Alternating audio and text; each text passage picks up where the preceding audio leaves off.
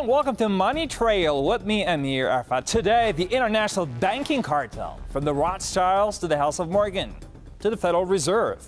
Who controls the world's money? The four horsemen of banking, Bank of America, JP Morgan Chase, Citigroup, and Wells Fargo, own the four horsemen of oil, ExxonMobil, Royal Dutch Shell, BP, and Chevron Texaco. In tandem with Deutsche Bank, BNP, Barclays, and other European old money behemoths. But their monopoly over the global economy does not end at the edge of the oil patch. According to company 10-K filings to the SEC, the four horsemen of banking are among the top 10 stockholders of virtually every Fortune 500 corporation. The fact is 52% of the New York Fed is owned by these 8 families. It's the Rockefellers, the Rothschilds, Goldman Sachs, Lehmans, Lazards, Warburgs, Kuhn-Loebs, and Israel Moses Seifs.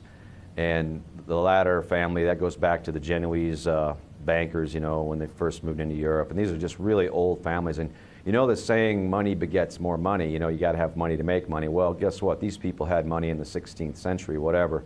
And so, you know, many people estimate that the Rothschilds, the richest of these families, are worth over $100 trillion. The international banking cartel is a consortium of about 15 to 20 to 25 international banks of large magnitude with large amounts of political influence. These are the too big to fail banks around the world. They're too big to fail. They're too big to jail. And they are essentially the ones who control the private central banks of the world, because in most countries, United States, Britain, Germany, Japan, and so on down the line, the central bank is a privately controlled institution, even if it's not always, formally speaking, privately owned. The control that these banking families exert over the global economy cannot be overstated and is quite intentionally shrouded in secrecy. Their corporate media arm is quick to discredit any information exposing this private central banking cartel as conspiracy theory, yet the facts remain. And what my book is about is how they've established this total monopoly over the 3 most valuable commodities in the world: guns, drugs, and oil. And then, worse yet, they've taken over the central banks of every country, not just the Federal Reserve, but you know, the Bank of England, the Bundesbank, the Bank of France, Bank of Australia, I mean, you name it. And it's just stranger than fiction that this can happen. But you know, these banking cartels with our fiat currency system, where they can, you know, print more money, lend out more money than they actually have in reserve, and the government backs it. We have the Royal Bank of Scotland. We have HSBC, that's the old Hong Kong, Shanghai Banking Corporation. Lloyds Bank, TSB, that has absorbed HBOS, Building Society. That is followed then by Bank of America, Citigroup, JP Morgan Chase, UBS, Credit Suisse, Deutsche Bank and Westdeutsche Landesbank of Germany, Société Générale of France, the Bank of Tokyo Mitsubishi UJF, Norin Chukin of Japan, Royal Bank of Canada, and Rabobank of the Netherlands. Now that group, 15, 16 banks, that is essentially the heart of the cartel. One important repository for the wealth of the global oligarchy that owns these bank holding companies is U.S. Trust Corporation, founded in 1853 and now owned by Bank of America. A recent U.S. Trust corporate director and honorary trustee was Walter Rothschild. Other directors included Daniel Davison of JP Morgan Chase, Richard Tucker of ExxonMobil, Daniel Roberts of Citigroup, and Marshall Schwartz of Morgan Stanley. Basically, it's like these families are running this printing press, and they get countries in debt, they get individuals in debt, they get companies in debt, and when those people go into debt and can't pay their loans back, then these bankers come in and seize the real asset, which is the house, the car, the Mexican National Cement Company, which is what they did in the Mexican debt crisis in 1997. The way they got out of that was they handed over other state assets to Asarco, and B&N took over the whole railroad in Mexico. And you know, it's just it's a scam. And now the world's biggest and perhaps oldest modern banking family. Ladies and gentlemen, the Rothschilds.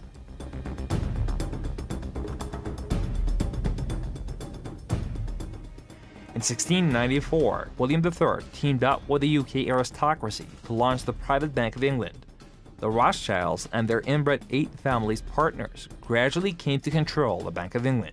Mayor Amschel Rothschild once said, quote, "I care not who controls a nation's political affairs, so long as I control her currency." When Amschel Meyer Bauer inherited the business, he decided to change his name to Rothschild. Amschel soon learned that loaning money to governments and kings was more profitable than loaning to private individuals. Not only were the loans bigger, but they were secured by the nation's taxes. Mayer Rothschild had 5 sons. He trained them all in the skills of money creation, then sent them out to the major capitals of Europe to open branch offices of the family banking business. His first son, Amschel Meyer, stayed in Frankfurt to mind the hometown bank. His second son, Solomon, was sent to Vienna. His third son, Nathan, was clearly the most clever. He was sent to London at age 21 in 1798, 100 years after the founding of the Bank of England. His fourth son, Carl, went to Naples, and his fifth son, Jacob, went to Paris. Rothschilds soon grew unbelievably wealthy. By the mid-1800s, they dominated all European banking and were certainly the wealthiest family in the world. The Rothschild family was a German banking family. Their original name was Bauer. They changed their name to Rothschild. The sons of Mayer Amschel Bauer Rothschild were spread out across Europe. They funded all sides of all conflicts. I guess the most famous instance of that is when they funded the Duke of Wellington and Bonaparte's army. They financed the Crimean War, and they financed, Napoleon and all that stuff. Wellington, both sides of that conflict, and that was the pattern. They started getting the royal families of Europe into debt to them, so they'd owe them money. This is the Waterloo battlefield about 200 miles northeast of Paris in what today is Belgium. Here Napoleon suffered his final defeat, but not before thousands of French and Englishmen gave their lives on a steamy summer day in July of 1815. The outcome was certainly in doubt. In fact, had Napoleon attacked a few hours earlier, he would probably have won the battle. But no matter who won or lost back in London, Nathan Rothschild planned to use the opportunity to try to seize control over the British stock and bond market and possibly even the Bank of England. The day after the Battle of Waterloo, in a matter of hours, Nathan Rothschild came to dominate not only the bond market, but the Bank of England as well. Whether or not the Rothschild family seized control of the Bank of England, the first privately owned central bank in a major European nation and the wealthiest, one thing is certain. By the mid-1800s, the Rothschilds were the richest family in the world, bar none. Over 2 centuries, disguising what they're doing, disguising what the ownership of their corporations is. There is no reliable information on the magnitude of their wealth in this day and age. Author Frederick Morton estimates that by 1850, the Rothschilds were worth over $10 billion.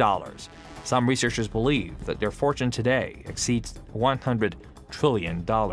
That's how the Rothschilds started, was by funding these wars in Europe, and they just gained power. The Rockefellers in America were financed by the Rothschilds, along with the Kuhn-Loeb family. They financed Cecil Rhodes, making it possible for him to establish a monopoly over the diamond and gold fields of South Africa. In America, they financed the Harrimans and railroads, the Vanderbilts in railroads and the press, and Carnegie in the steel industry, among many others. In fact, during World War I, J.P. Morgan was thought to be the richest man in America. But after his death, it was discovered that he was actually only a lieutenant of the Rothschilds. By 1850, James Rothschild, the heir of the French branch of the family, was said to be worth 600 million French francs, 150 million more than all the other bankers in France put together. He built this mansion called Ferrier, just east of Paris. Wilhelm I, on seeing it, exclaimed, "Kings couldn't afford this. It could only belong to a Rothschild." At the heart of the whole Rothschild money accumulation was that relationship they had with these royals.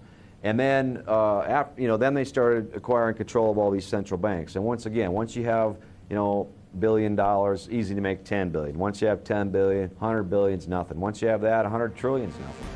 Today, the Rothschilds control a far-flung financial empire, which includes majority stakes in most world central banks. They are founding members of the exclusive $10 trillion Club of the Isles, which controls corporate giants Royal Dutch Shell, Imperial Chemical Industries, Lloyds of London, Unilever, Barclays, Lorno, Rio Tinto Zinc, BHP Billiton. The Club of Isles is led by the Rothschilds and includes Queen Elizabeth II and other wealthy European aristocrats and black nobility. It dominates the world's supply of petroleum, gold, diamonds, and many other vital raw materials. You can't tell the difference between, the Rothschilds and the royals. It's all the same stuff. And they have joint investments. The biggest investment, I believe, is the Quantum NV Fund, which is based in Curacao, which interestingly is also home to the biggest oil refineries in the Western Hemisphere.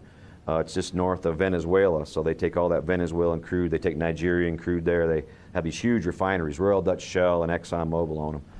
And they also have this Quantum NV Fund, a lot of offshore stuff happens there. How about the American version of the Rothschilds? Who started banking in the U.S.? The House of Morgan presided over American finance from the corner of Wall Street, acting as quasi-U.S. central bank since 1838, when George Peabody founded it in London. The Morgan financial octopus wrapped its tentacles quickly around the globe. Morgan Grenfell operated in London. Morgan & Sue ruled Paris. The Rothschilds' Lambert cousins set up Drexel & Company in Philadelphia. The House of Morgan financed the launch of AT&T, General Motors, General Electric, and DuPont. Like the London-based Rothschild and Barings banks, Morgan became part of a power structure in many countries. Morgan was the official U.S. representative of the City of London and British banking. He was London's man in New York City. This gave him dominant power. A recession in 1893 enhanced Morgan's power. That year, Morgan saved the U.S. government from a bank panic, forming a syndicate to prop up government reserves with a shipment of $62 million worth of Rothschild gold. The origin of the situation we're in now, right? Where do we get this world banking cartel, and how do they control the finances and the central banks of these countries? It actually takes us back to 1895, and this was an attack on the United States organized by London and by Morgan. And the goal was to force the U.S. Off the gold standard by buying up all the gold that was in the backing of the U.S. dollar. And at the height of the crisis, there's a meeting between Grover Cleveland and the current Morgan of those days. Grover Cleveland was the president of the United States, and essentially Morgan said, London and I demand to control the U.S. public debt, and if you do that, we'll stop attacking the dollar. But if you don't, we'll wreck the dollar, we'll cause a depression, and that will be the end of you. And at that point, Grover Cleveland surrendered to London and to Morgan. Morgan was a driving force behind Western expansion in the U.S., financing and controlling westbound railroads through voting trusts. The House of Morgan was cozy with the British House of Windsor and the Italian House of Savoy. The Kuhn-Loebs, Warburgs, Lehmans, Lazards, Israel Moses Sieves, and Goldman Sachs also had close ties to European royalty. By 1895, Morgan controlled the flow of gold in and out of the U.S. The House of Morgan financed half the U.S. World War I effort, while receiving commissions for lining up contractors like GE, DuPont, U.S. Steel, Kennecott, and Sarco. Morgan also financed the British-Boer War in South Africa and the Franco-Prussian War. The 1919 Paris Peace Conference was presided over by Morgan, which led both German and Allied reconstruction efforts. Money makes strange bedfellows. How the Morgans and Rockefellers came together. In 1879, Cornelius Vanderbilt's Morgan financed New York's Central Railroad, gave preferential shipping rates to John D. Rockefeller's budding Standard Oil monopoly, cementing the Rockefeller-Morgan relationship. Morgan and Edward Harriman's banker Kung Loeb held a monopoly over the railroads, while banking dynasties Lehman, Goldman Sachs, and Lazard joined the Rockefellers in controlling the U.S. industrial base. The Morgans financed all the railroads, and Rockefeller at that time was, just another guy on the oil patch. And what he did is he cut deals with the railroads based on volume, that they would transport his crude at a better rate than other people got.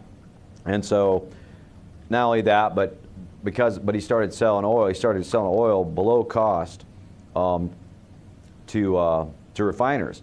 And what that did is it drove a lot of wildcatters out of business in Texas, Louisiana, because you can't sell oil for less than the price it costs to produce, right? Unless you're John Rockefeller. And so he ran them out of business, and then he bought all the refineries. But that's the most notable instance where J.P. Morgan, early on with the railroads helped the Rockefeller family, and vice versa. Well, what you have now is J.P. Morgan Chase. So see, the Chase Bank has always been the Rockefeller Bank, the big one, and along with Citigroup. But the Citigroup, James Stillman and some other families that have big chunks of that, Harkness family. But Chase has always been the Rockefeller Bank. In the insurance business, the Rockefellers control Metropolitan Life, Equitable Life, Prudential, and New York Life. The Rockefeller banks control 25% of all assets of the 50 largest U.S. commercial banks and 30% of all assets of the 50 largest insurance companies. Companies under Rockefeller control include ExxonMobil, Chevron Texaco, BP, Marathon Oil, Freeport McMoran, Quaker Oats, Asarco, United Delta, Northwest, ITT, International Harvester, Xerox, Boeing, Westinghouse, Hewlett-Packard, Honeywell, International Paper, Pfizer, Motorola, Union Carbide, and General Foods. Speaking of the international banking cartel, how about the U.S. Federal Reserve? Where does the Fed stand? The Federal Reserve is a center of it. It's really one of the governing institutions. By the way, let me say, I write about this in my book, Surviving the Cataclysm, Your Guide Through the Greatest Financial Crisis in Human History.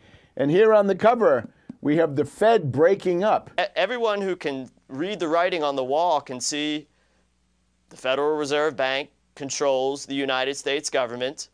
They control every aspect of the economy, and they are controlled by a international bank according to the rules that everybody knows. Basel III. That's the rules by which all the private central banks operate, and it's set in a foreign country, which means the Federal Reserve Bank is a treasonous institution that destroys or has destroyed American sovereignty, as has the European Central Bank and the banks around the world, as has, every nation where these Rothschild central banks operate out of. How about the central bank of all central banks? The Bank for International Settlements in Basel, Switzerland. The Bank for International Settlements is the most powerful bank in the world, a global central bank for the 8 families who control the private central banks of almost all Western and developing nations.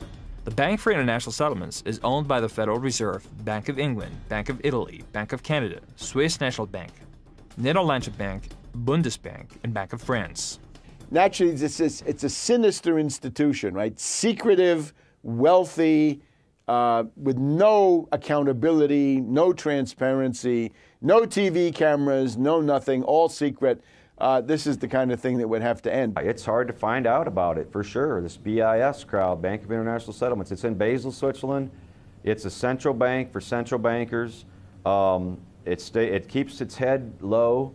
It's owned by the same families, and basically only comes out in times of extreme crisis. The Bank for International Settlements has been operating in Basel since, I believe, 1931, 1932. And it grows out of a distant world, but which is not so dissimilar from our own world. If you go back to the period after World War I, the most dangerous kind of financial debt were the reparations that Germany was required to pay billions and billions of dollars as a result of losing World War I and being blamed for World War I, which was not historically true. But it was impossible to have the reparations paid. Germany simply could not pay. Lord Keynes saw this at the time. Many others saw it at the time. So there were constant attempts to reorganize the reparations and keep them going.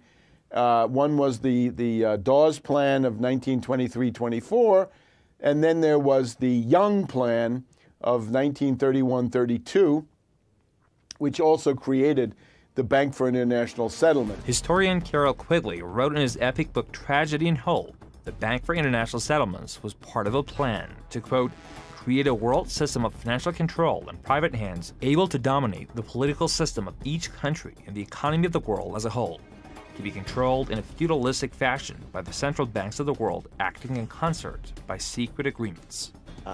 The international banking cartel that controls the central banks of all but 3 nations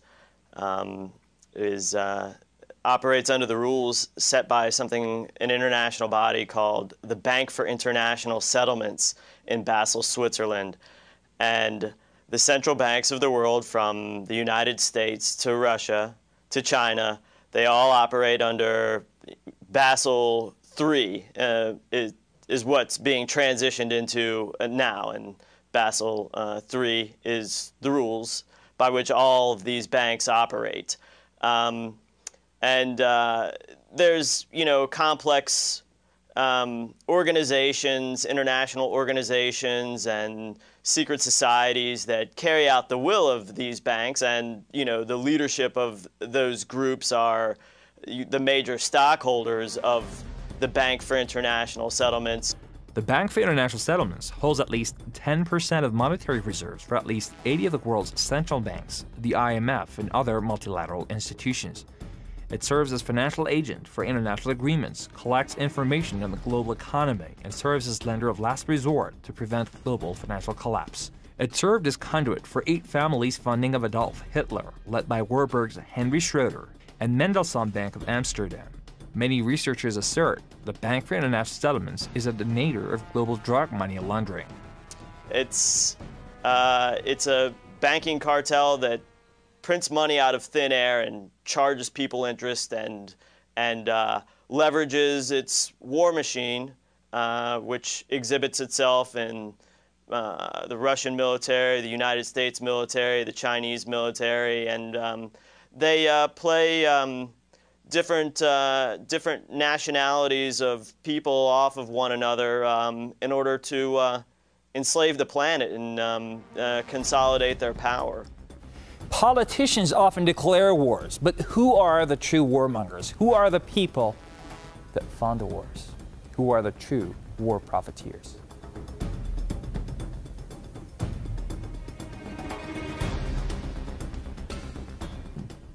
The controlling of the money supply and the economy is only a portion of the power the international bankers wield against us.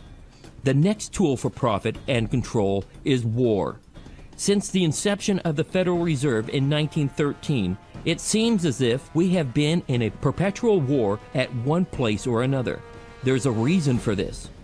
It's important to understand that the most lucrative thing that can happen for the international bankers is war, for it forces the country to borrow even more money from the Federal Reserve Bank at interest. Not only that, but they have heavy investments in the weapons manufacturers. Guns, drugs, oil. If you look at the numbers, it's the 3 most valuable commodities in the world. So if you're a banker, you're going to want war. You can sell oil to both sides, you can sell guns to both sides, and you can run drugs through the war zone and nobody will know where it's going, and launder that money easily. Big old stacks of $100 bills, also gold and diamonds, all these things go through war zones as currency. And of course, they own the defense contractors. These same families own Lockheed Martin, they own BAE, British Aerospace, they own all the biggest defense contractors. Well, thank you for watching. Always follow the money trail with me, Amir Arfa.